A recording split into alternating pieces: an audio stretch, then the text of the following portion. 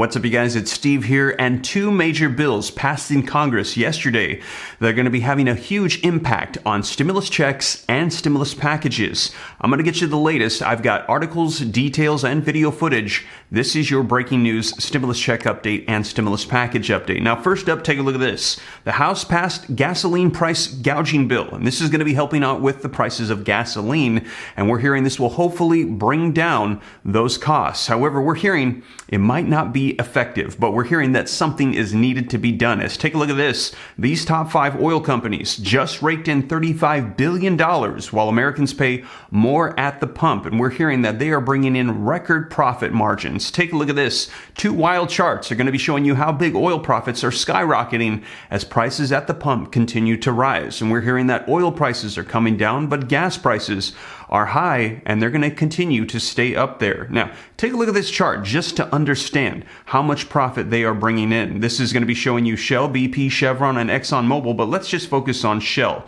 In Q3 of 2021, $4.1 billion of profit, and in Q1 of 2022, just 6 months later, $9.1 billion, more than doubling their profit margins in that short of amount of time due to everything that's going on. And they're saying they're price gouging. They're taking advantage of the situation, and the American people are paying the price. And they're saying that they want to pass legislation to take care of this situation. However, we're hearing that the bill that they passed yesterday, the price gouging bill, is not going to be effective. And we heard this from Speaker of the House Nancy Pelosi. Take a look. She warned Pelosi rejects gas tax holidays. Pelosi dismisses gas tax hiatus, says consumers would not benefit. Democrats eye action on leasing reform and gas rebates, aka stimulus checks, she says, would be the best solution to ensure that the American people are getting the assistance that they need. Nancy Pelosi, rebate cards, payments being considered to fight gas costs. Now, we actually have heard that proposals have hit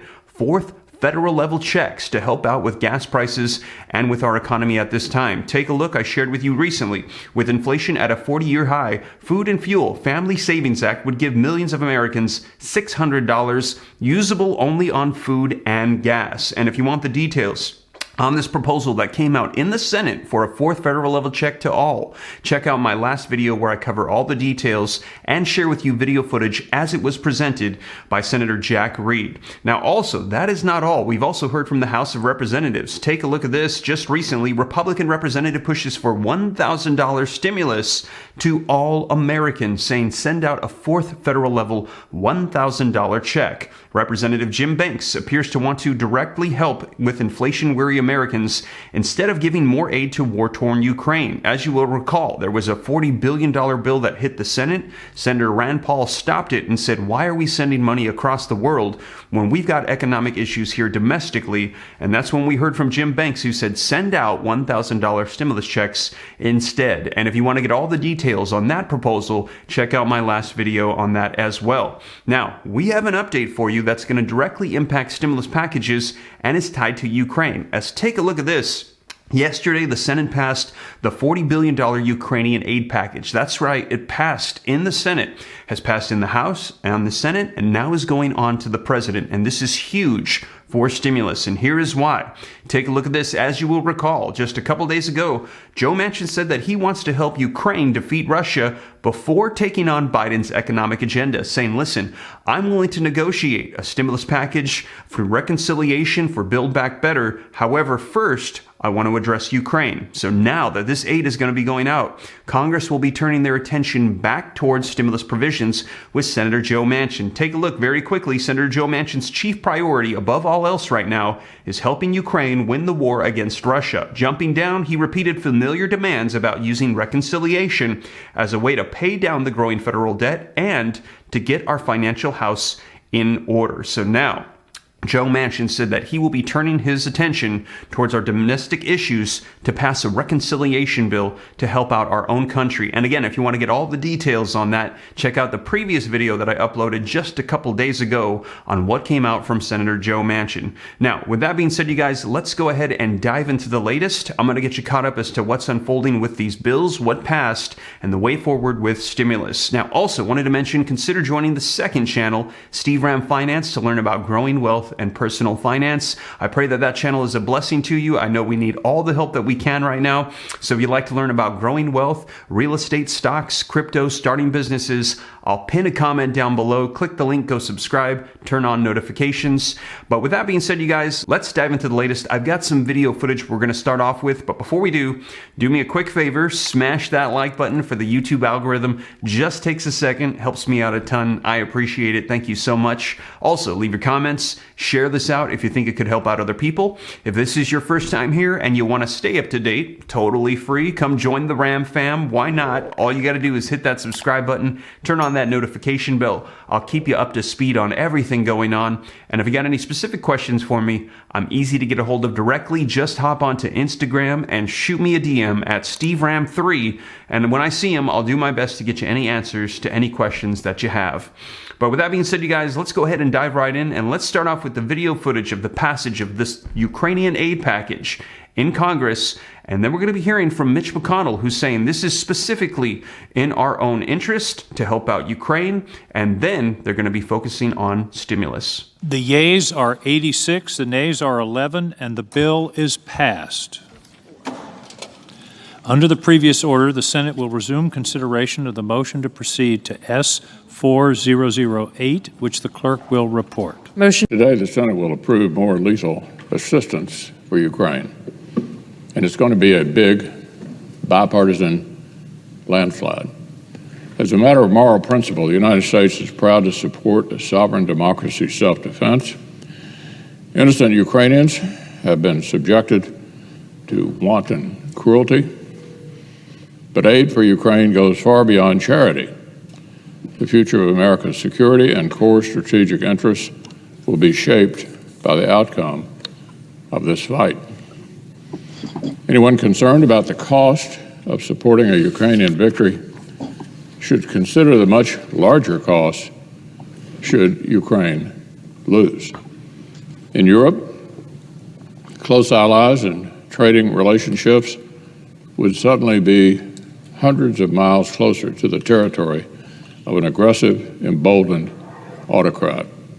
Our own security requirements on the continent would grow substantially. And adversaries on the other side of the world would be tempted to follow Russia's lead. Communist China has already been stepping up its saber-rattling toward the free people of Taiwan.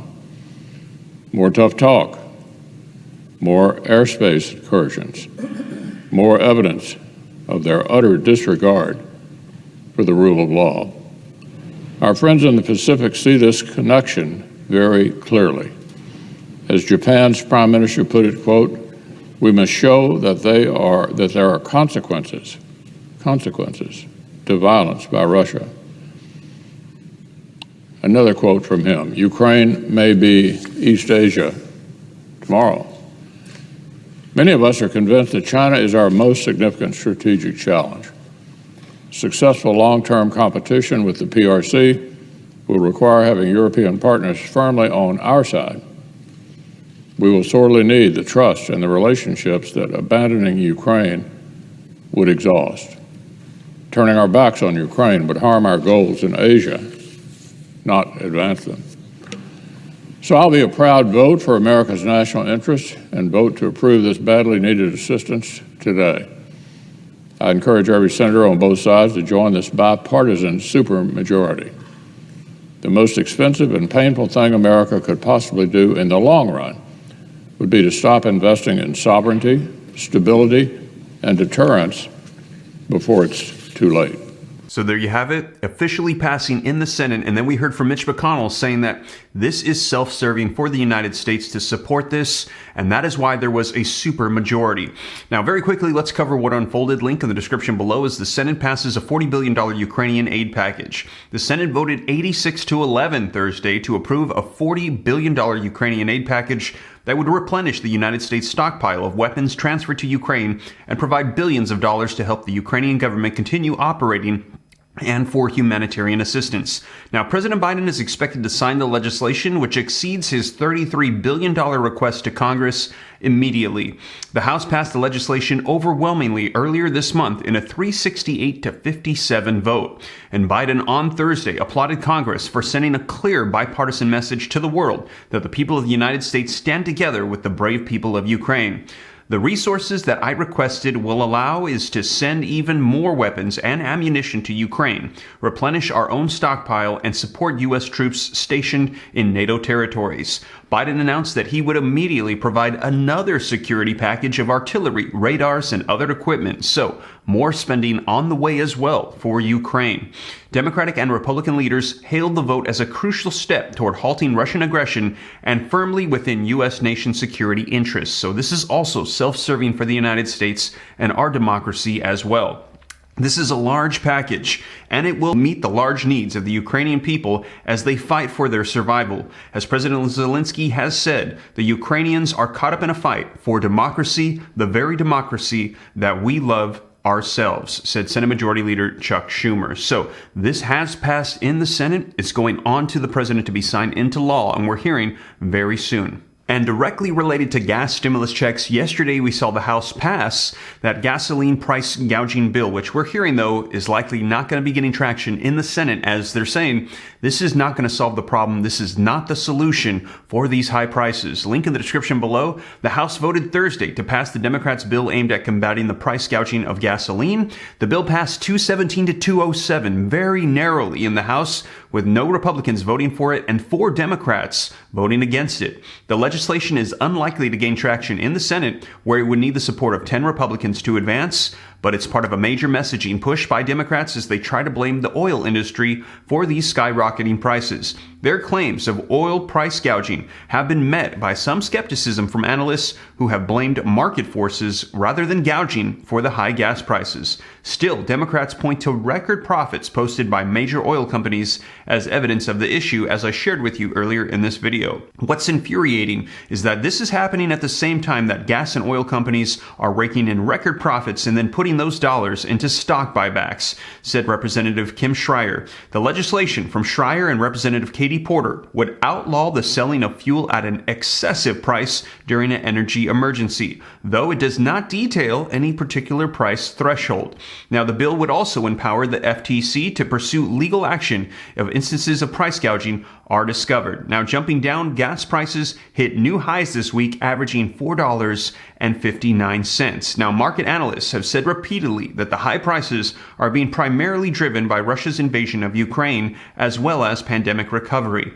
Now, jumping down, the bill's Democratic opponents argue that the legislation would be ineffective in addressing high prices. The Consumer Fuel Price Gouging Prevention Act would not fix high gas prices at the pump and has the potential of exacerbating the supply shortage that our economy is currently facing, leading to even worse outcomes, Fletcher said in a statement. At best, the bill is a distraction that won't actually address the problem. At worst, it could make the problem even more severe. So it looks like this bill is not going to make it through the Senate, but it has passed the House. Now, we're going to be seeing what other solutions they come up with, as they're saying that right now the economy, the inflation, the high gas prices, the high food prices is the number one top concern of the American people, and in a midterm election year. Democrats that are in full control are going to be doing everything that they can to address these issues to help out so that way they can stay in power. Now, as more information rolls out, we're hearing that a lot of this legislation, these bills are going to be hitting particularly for direct assistance with people like stimulus checks. I will keep you up to date here on the channel. And as always, you guys, that is the latest, and thank you so much for joining me. If you made it this far and you haven't already, don't forget, take a quick second, smash that like button for me. Just takes a second, helps me out a ton. Thank you so much. Also, leave your comments, share this out. If this is your first time here and you like to stay up to date, totally free, why not? Come join the Ram fam. All you got to do is hit that subscribe button, turn on that notification bell. If you got any specific questions for me, shoot them to me in the DM on Instagram at SteveRam3, and also consider joining my second channel, Steve Ram Finance, to learn about growing wealth and personal finance. But with that being said, you guys, once again, thank you so much for joining me, and I will catch you in the next one. Take care. God bless. This is Steve.